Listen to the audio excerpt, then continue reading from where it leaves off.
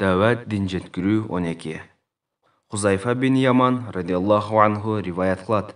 Расулуллах саллаллаху алейхи вассалам айтат: Менин жаным анын колунда болгон затка касам ичем.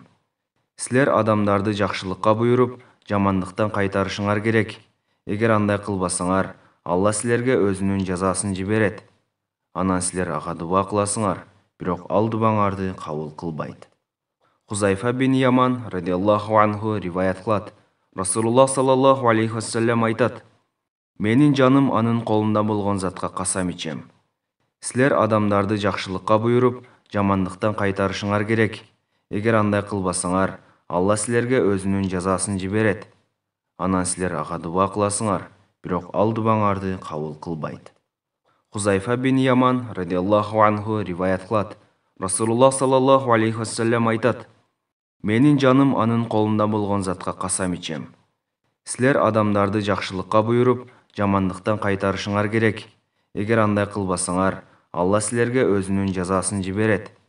Анан силер ага дуба кыласыңар, бирок ал дубаңарды кабыл кылбайт. Тирмизи.